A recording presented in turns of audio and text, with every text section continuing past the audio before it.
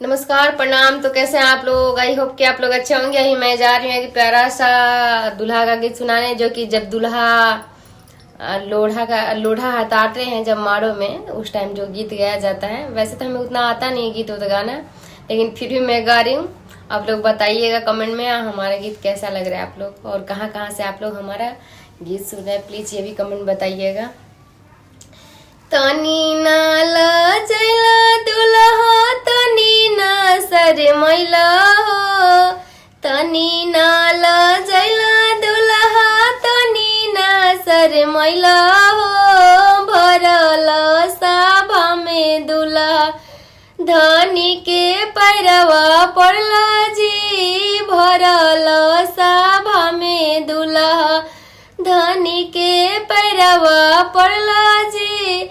तनी ना लजैला दुल्हा तनी ना शरमैला हो, भरल सभा में दुल्हा धनी के पैरवा पड़ला हो।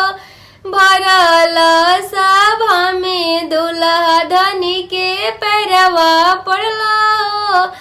मुख पर रुमाली डाली रोवे तो हरे पापा जी, मुख पर रुमाल डाली रोवे तो हरो पापा जी।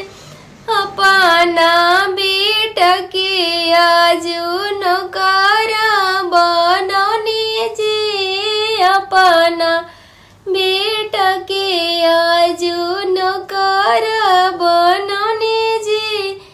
तनी ना लजैला दुल्हा तनी ना शरमैला हो, भरल सभा में दुल्हा धनी के पैरवा पड़ला जी, भरल सभा में दुल्हा धनी के पैरवा पड़ला जी।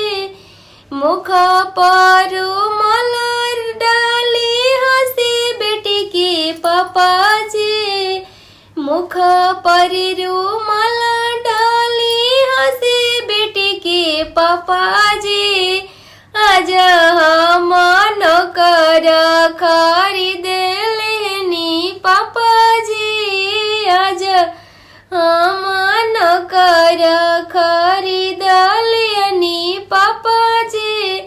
तनी ना लजैला दुल्हा तनी ना शरमैला जी, भरल सभा में दुल्हा धनी के पैरवा पड़ला जी, भरल सभा में दुल्हा धनी के पैरवा पड़ला जी। प्लीज फुल वॉच कीजिएगा आप लोग, और क्या ही कहूँ, आप लोग प्लीज लाइव में भी जुड़िएगा हमारे। मैं दोपहर से लाइव आती हूँ ड्यूटी पे, लेकिन ड्यूटी पे रहती हूँ तो 12+ भी हो जाता है, या 12 से पहले भी रहता है, जैसे टाइम मिल जाता है तो प्लीज आप लोग लाइव में भी जुड़िएगा। हमारा फेसबुक पेज है रमा कुमारी के नाम से, हमारा ADP लगा हुआ है, तो प्लीज आप लोग उसे भी फॉलो कर लीजिएगा। और हमारा इंस्टा ID है @rambhaofficial108, तो प्लीज आप लोग हमारे इंस्टा ID से भी जुड़ जाइएगा।